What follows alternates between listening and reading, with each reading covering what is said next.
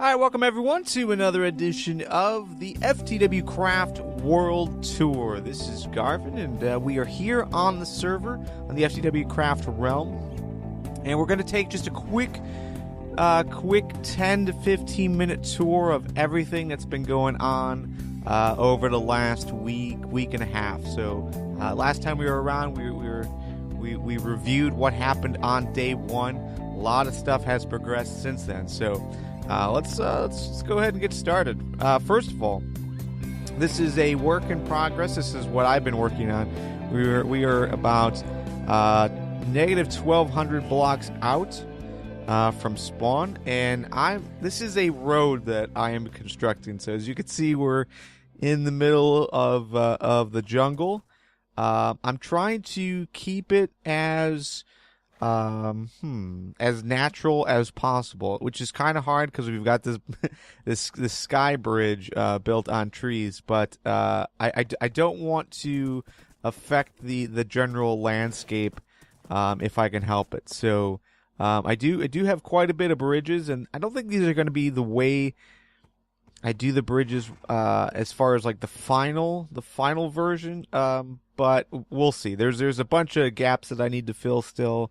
I want to make it look like a natural tree setup. So I don't know. There's a lot of stuff that we need to figure out still. But anyways, jungle wood. That's all I'm using out here. I am using a little bit of oak depending on where we are, but yeah, this is the bridge right now, or the road right now. We're gonna ride this all the way back. So there is a little bit of a gap. I did skip ahead a little bit. So, but here's the rest of the road. It's a mix of cobble, diorite, andesite, a little bit of granite depending on where we are. Here I'm using more oak wood, a little bit of jungle. We've also got stone brick, polished andesite, different variations of those bricks or those stones. Also cracked stone brick. So I did throw a few of those in there as well. But yeah, I'm trying to keep with the general theme of the biome that we're in. So this bridge here is oak and acacia, just because we're basically in a savanna.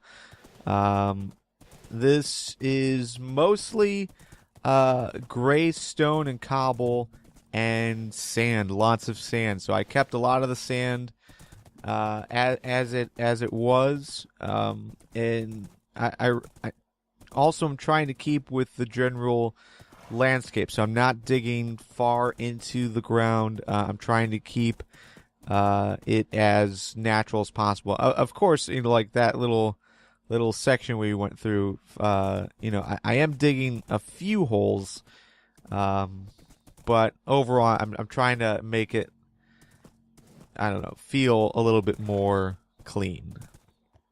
This is Cat Lady 80's base. It's definitely a work in progress. Not a whole lot done yet, but that's what she's been working on. Over here, and let me actually, we're gonna stay on this guy. But yeah, over here, this is a magic rail duplicator, and it's something we set up because we're gonna have a high demand of rail coming up. Mostly because we're gonna be bringing a villager. So the reason why we're taking that road all the way that far is because there's a village in that general direction that we're going to that we're going to need to use and access. And so what we're doing is we're going to take villagers from that place using rails to bring them back to spawn to take care of a farm. So a few farm villagers. That's the goal. So we need a lot of rails to do that. How many, we don't know. If we go straight out, it's going to be about 1,300 to 1,400 rail that we need, and we're still early in the game, so we don't really have the resources to do that. But there's this simple game hack that we're going to use, and it's been a bug since like 1.4, and they've never fixed it. So because of that, we're just gonna take advantage of it. I think that's simple enough and fine enough in the game, but it's just a little redstone clock type contraption that we've got. You flip the switch. These extend in and out. It's pretty loud. You just right click, hold right click here, and it duplicates. That was so loud. It duplicates the rails for you. So we started with 8, we ended up with 14, and that was just after a few seconds. Doing this for a few minutes, you get a lot of rails. So it's pretty cool. And I'm sure my horse is somewhere around here. We'll have to find him. We've got a sugarcane farm.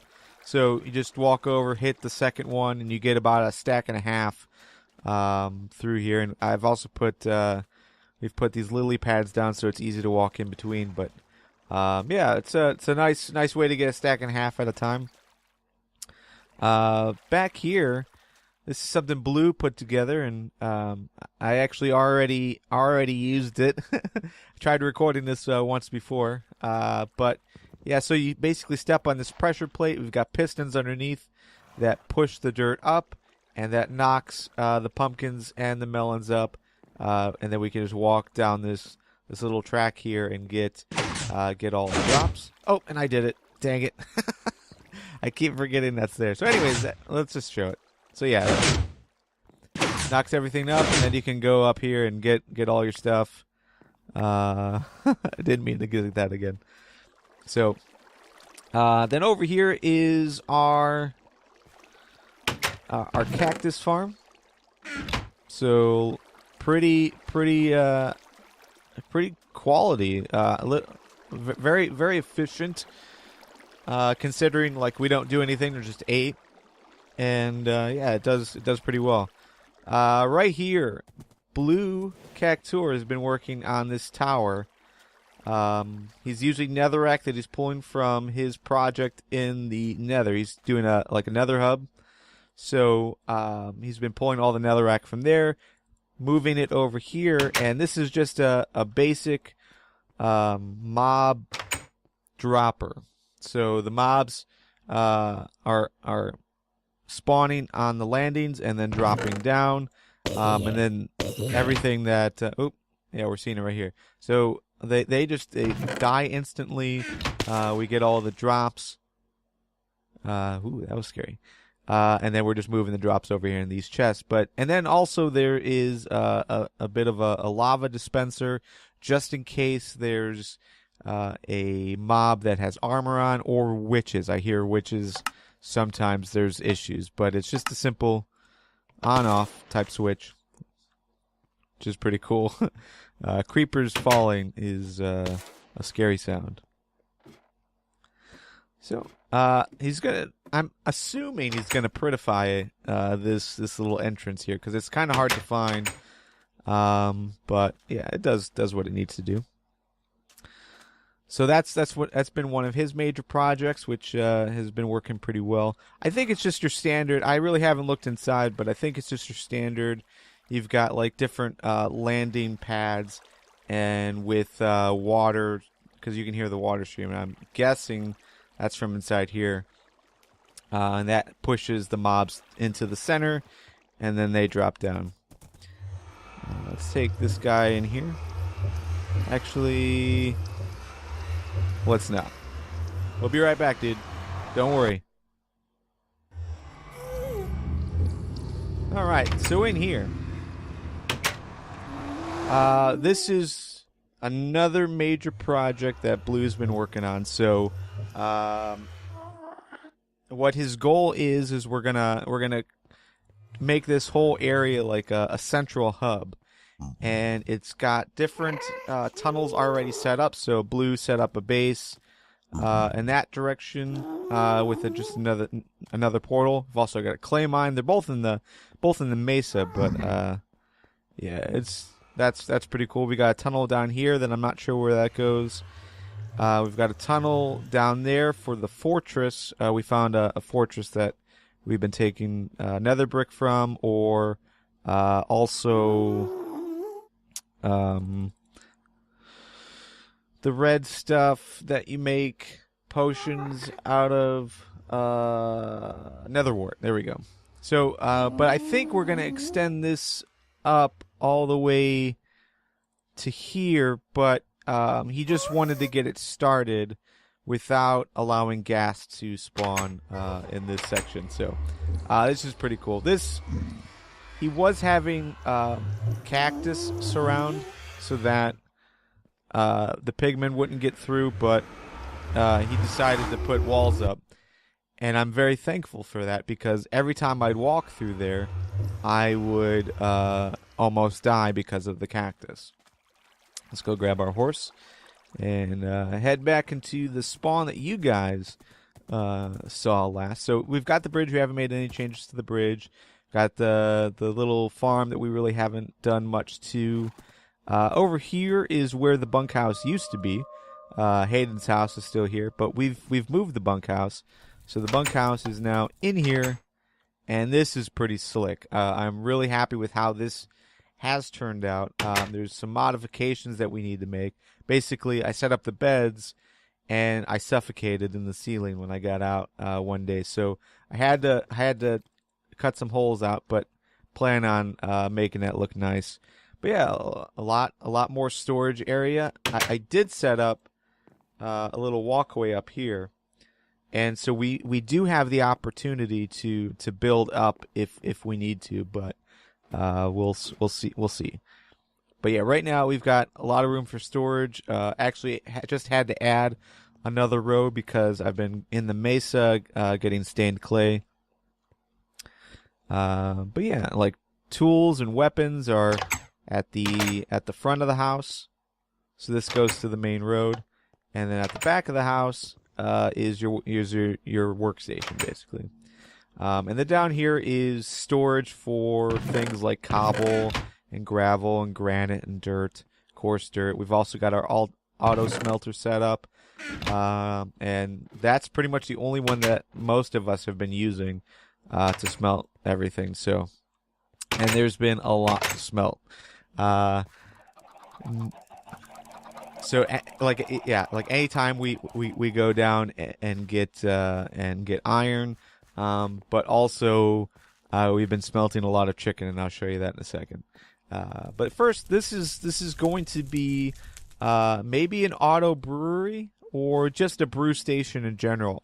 This is Joe C's project, and yeah, I don't know what the jack-o'-lanterns are for, but there's a lot of them. I really haven't gone inside yet, though, because I know he's not done yet, so don't want to spoil too much. But apparently, these jack-o'-lanterns are a theme of some sort.